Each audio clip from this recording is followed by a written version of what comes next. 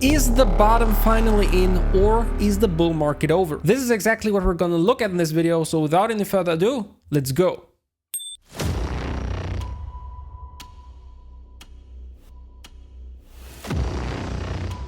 Welcome back to another episode of Philprints, your one and only stop for crypto finance and trading. We've seen a crazy flash crash all over crypto. Bitcoin is down about 30%, but altcoins got obliterated. Some are down around 70%. This happened never before during a bull market. And therefore, a lot of people are now full of fear and think that this bull market is probably over. We're heading into a bear market soon. There have been a lot of catalysts in the last few days, and it seems some will unfold in the next coming days and weeks. So for sure, volatile times are ahead. Will this volatility be directed to the downside still, or to the upside? Before we get right into it, make sure to join 616 members in my free Telegram group. The link is down below. During times like the recent crash, I can update you there way more frequently. And apart from that, there you'll find a like-minded community that you can discuss everything with. Plus some amazing benefits you'll find in the pinned message on Telegram.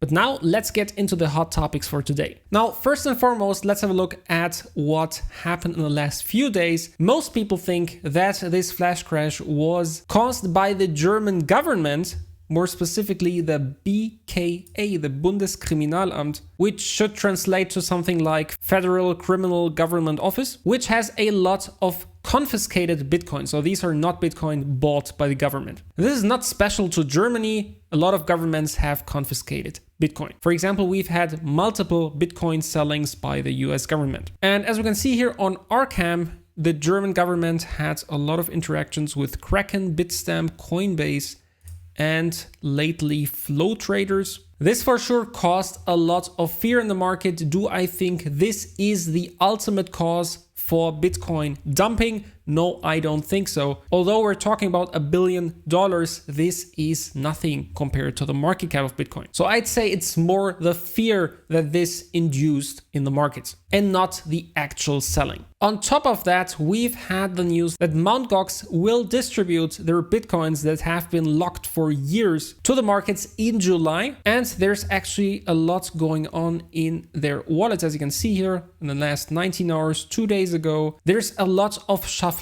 from cold wallets to hot wallets. Also, for example, to Bitbank. These alone are $84 million. And this means it looks like it's actually happening. We've had a lot of Mt. Gox news before that in the last years, and every time it got postponed, but this time it actually looks like it will happen. Will this cause another flash crash? Well, I am not sure, because in my opinion, this is one of the factors that induced fear on top of the German government and some other factors that Bitcoin is dumping right now, and therefore it might be priced in. Of course, I don't know for sure, but that's my take. Now let's have a look at the Bitcoin price. And as you can see right here, this is some crazy dump. But as you'll see in a bit, it's not that bad in the big picture. Now, what's pretty obvious on the daily chart, we broke the golden EMA with a daily candle close. Then we crashed further down. This dip was bought up fairly quick. In less than half an hour at the time of recording, this daily candle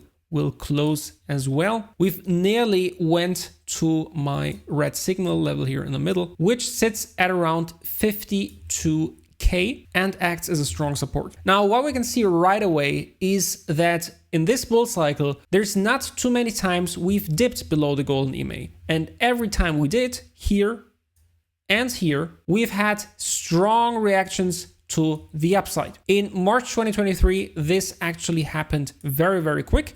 And in August 2023, we've had kind of a reaccumulation that took a little longer, more specifically around 2 months actually. And if you remember that phase here, it's actually not too long ago. This was practically a phase where crypto Twitter and YouTube and so on was mostly a ghost town. Most people thought we will go down from here one more time, even take out the bear market lows, maybe go to 12K and so on and so forth. But on the contrary, price went sideways without any real volatility. People got bored as hell, and at some point we broke above it again, retested, both of the moving averages, and then started a crazy run. And if we take a look now at the chart without all the fear mongering and all the FUD and the Twitter doom posting and the new bear market expectations and so on and so forth, you can see that this looks very similar. And let's go even a step further. Let's take this price action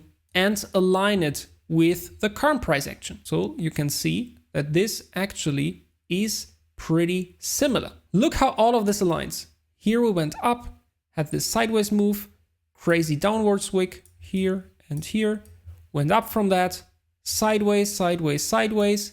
Exactly here we've had the turnaround, up again, down again. This was the start here where we broke below the golden EMA, exactly the same point in time here. And then we started the boring sideways phase. And if this will align for the next couple of weeks, then this would mean that we start our next parabolic phase here at the beginning of September. And this is actually what I was anticipating anyway. I've told you that in videos, I think 2 months ago. This is where I told you we will likely have a summer pause, similar to the last 10 years in crypto. And during that summer pause, Bitcoin basically goes up and down or down and up. But at the end of the summer, the price will be the same as in the beginning of the summer. So for example, have a look at that. June to September. This is the summer phase of 2023. Then here again, June to September. This is the summer phase of 2022. Down and up, on the contrary, the summer phase of 2021, and so on and so forth. So as you can see, at this point, nothing crazy happened. Now, the real crazy things happened in altcoins. All of them were crushed. Of course, some more than others, but there's no altcoin that got out as good as Bitcoin. Here, for example, Sui, a layer 1 project I really like. This went down from top to the absolute bottom of this wick, minus 73% during a bull market. This has never happened before. Then Render, an AI project, from top to bottom, minus 58%. Then Turbo, I've talked about this multiple times here on my channel, minus 69, minus 70%. And it goes on and on. The question now is, am I worried? Not really. Of course, I know it hurts to see your portfolio down that much. Of course, we don't know if this is the actual bottom, but I do have to say, I think we are at least close to a bottom. I don't think we have too much room to the downside anymore. People are really getting fearful. It feels like capitulation. And if we take a look at the bigger picture one more time, here is the Bitcoin dominance. I've drawn this into the chart, I think, months ago. This is pretty much the ultimate indicator for the alt season. And this breakdown of the Bitcoin dominance here, this is still to happen for this cycle. So we've had this in 2017.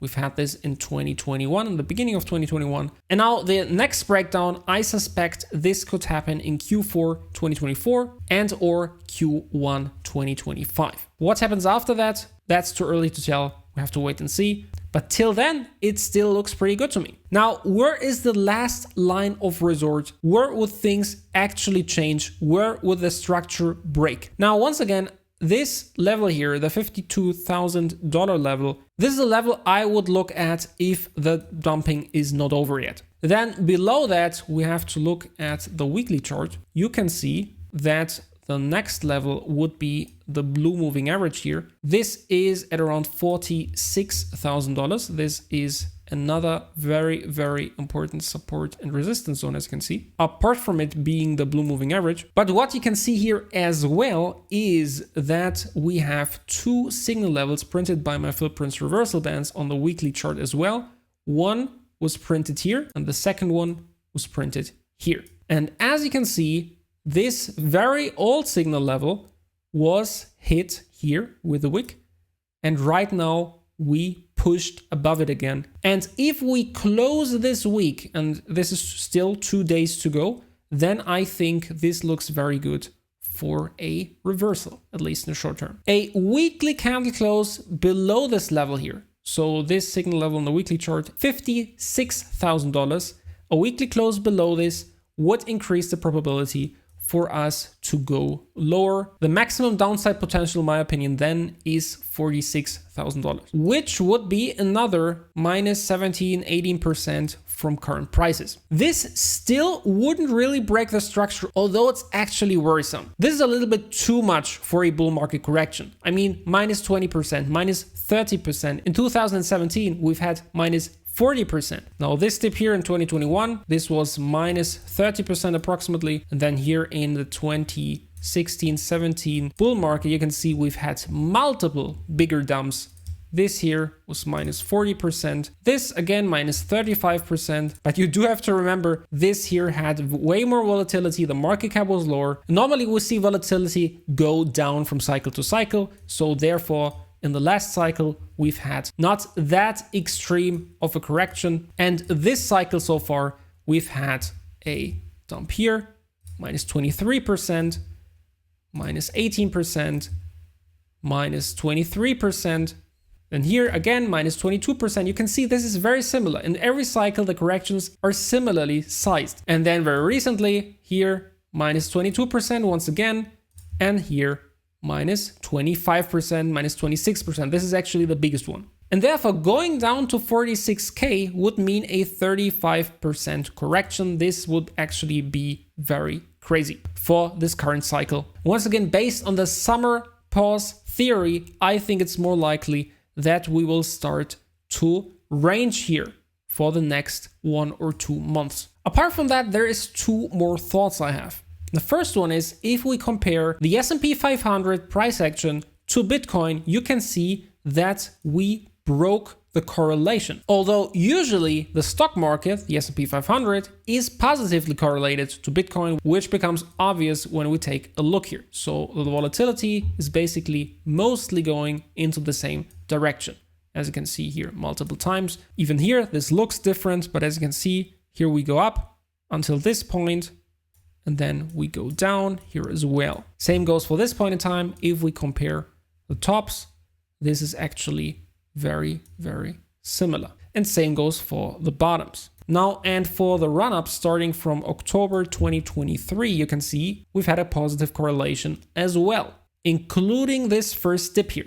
But from this point on, the stock market is making all-time high after all-time high, whereas Bitcoin and crypto is struggling to follow and actually goes into a negative correlation. We are going down here, the stock market is going up. And I do not think this can continue forever. At some point, Bitcoin will pick up steam again and close this gap to the S&P 500. Which brings me to my next thought, or actually 2 new thoughts. I think I could talk to you till tomorrow about this, but at some point I have to push this video out to you guys. So I'll try to keep it short. The first thing is, we've had a very steep rally here. And therefore, we've had a new all-time high before the halving, which never happened before. You already know that. And therefore, I think this boring, long, sideways range infused with big dips is just correcting the cycle timing. Nothing more, nothing less. Or just in one sentence, we were too fast here, so we're going slower here. Then my next thought is the minor capitulation, or better to say, the true hash rate drawdown. As you can see here, this is similar to the market bottom after the FTX crash, with the difference the price is up way higher. And then my next thought is the liquidation heat map. As you can see here, the next and actually last bigger batch below us is at around 50K. So I told you it's very possible that we go to 52K, maybe see a wick to 50K, quickly up again, and then we close at 52K. Most of the other liquidity is taken out, and as you can see, most of the liquidity is above the highs. And this kind of acts as a magnet because market makers want to liquidate the majority of liquidity. And sooner or later, we will go into this range here. So 73 to 74,000. This will cause a crazy short squeeze and will hopefully catapult us to 80, 90, 100K and above in Q4. So as you can see, I have a hard time being bearish when having a look at the current price action and data. If you're looking for the most frequent market updates, I suggest you follow me on Twitter as well. My username is philprince_11. Obviously, I can update you way more frequently than on YouTube. If you're not subscribed to my channel yet, please ask yourself why, and do it now. You really don't want to miss any of the next videos. As always, this was not financial advice. Always do your own research. This was Phil Prince for you. Until next time, crush the markets. Goodbye.